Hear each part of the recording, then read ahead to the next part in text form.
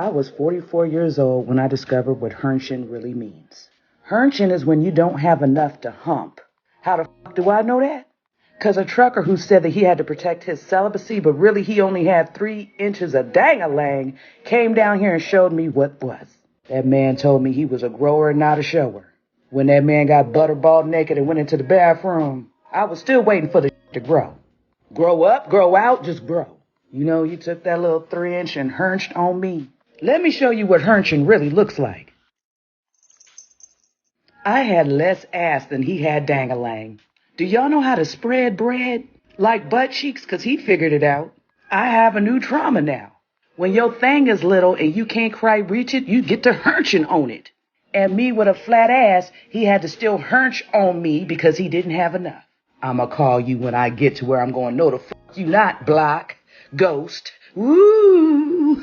Now, first of all, lady says she 44, I want to see, and she came to TikTok to tell us this story. This is childish, man. You too old for that, man. At my age, I feel like I'm too old to be coming out here and like, you know, I tell y'all certain things, but it be in context or something. I'm not just sitting up here coming to y'all and telling y'all random ass shit that ain't got nothing to do with what the point is that I'm trying to convey, man. Yesterday, I told y'all how I was messing with Shorty because her mama was cool with us doing it in the house while she was home. That was in the context of a story.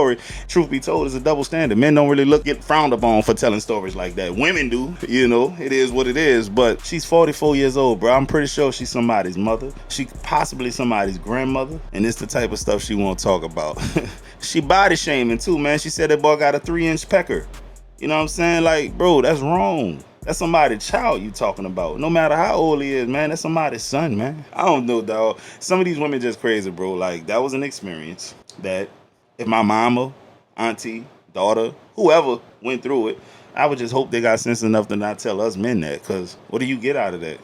What benefit do you get? None, right? Okay, so what the fuck is my kids? How's my kids doing? They good. They're good. Nas is with my brother. Young's at daycare. Is where? He's at daycare. If you want him to come down there, yes, if you want him to come down there, he can come down there from Tuesday, tomorrow, to the 17th. Who's gonna keep his ass that long? You said you wanted your son. I ain't never just say that. You definitely said you was coming for your son when you got it. See, a lot of dudes gonna shoot themselves in the foot with this type of behavior, bro. When you on the phone, bro, you can't be doing no goofy shit like that because guess what? They gonna record every single time. Now, me giving dudes, telling them to be cautious and stuff is not me co-signing what they doing and shit like that, but what I'm saying is you got to be smarter than that. I know women in real life who's recorded, screenshotted everything when it comes to those children because they're building up receipts, and y'all don't be having the receipts a lot of time. You crazy. But man, listen, a lot of women pick these type of dudes anyway, bro. Like, come on, man, you know this nigga wasn't a family oriented type of guy. The signs was there. He ain't a good uncle. He ain't a good brother. He like to run the streets all day long. What you think that's gonna stop when you have a baby? Hell no. He gonna be what he was when you met him. And that's why I be blaming a lot of this shit on the women. These niggas was who they were when you met them. But they like to paint the picture like the dude switched up on him out the blue. No, he didn't. He was always the 2 o'clock, 3 o'clock a.m. come creeping through the door type of guy. And you thought that was gonna stop when the baby came. It don't work like that. You know what I'm saying? But stop getting pregnant for these losers, man. Straight up. Because if my girl was to ever call me on some shit like that, all right, give them to me. Because I work from home. I got plenty of time to be a father. Straight up. I don't understand why some men don't understand that if you is going in me, I can ask for some money. Now, look, a lot of the women that got common sense, you know what I'm saying, is understood, man. If they giving you that box, they expect something in return, dog. It might not even be money. It might be time. It might be attention. But they all want something in return, especially if they giving it to you over and over again consistently. They want something in return, dog. It's funny, but she not lying. You ain't finna sit up there and jump up and down on no girl without her wanting something. So even if the sex is amazing and you blowing her back out, she gonna fall in love with you as a person and gonna want more time with you. You don't get it for free, dog, just because you giving her an orgasm. That come with the, I want to be clingy and shit. Or if your sex ain't nothing and it ain't good, then she gonna expect to be compensated monetarily. It is what it is. It's always a payoff, dog.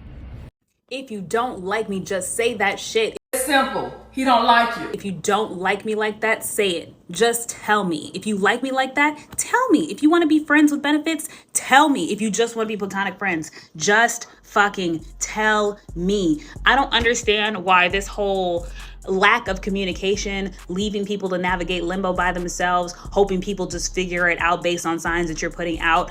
I don't understand why people think that that is enough. Open your mouth and say exactly what you want. And then don't be weird when you have people who are opening their mouths and telling you what they want. They're not weird for doing that. They're not weird for articulating how they feel and where they stand. You're weird for not saying shit. There is nothing wrong with not being as interested in the other party that you're talking to as they are to you. There is literally nothing wrong with that. What's wrong with that is playing with people's feelings, or even if you're not playing with people's feelings, not being completely transparent with them about where you stand. That's fucked up. That's fucked up. My frustration is coming from the fact that I have buckets in my head as to where I like to put people, and I don't like not knowing where to fucking put people. There's the casual bucket where, you know, we are grown and we do what grown folks do and we enjoy each other's company, but that's all that it is.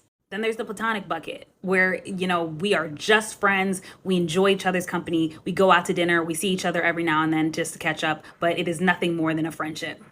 And lastly, you got the bucket that is reserved for the fifis. Is this a safe enough environment for me to put you in that bucket? That is what I am ultimately trying to decide. Is it safe enough emotionally for me to put you in the bucket that I would like to put you in?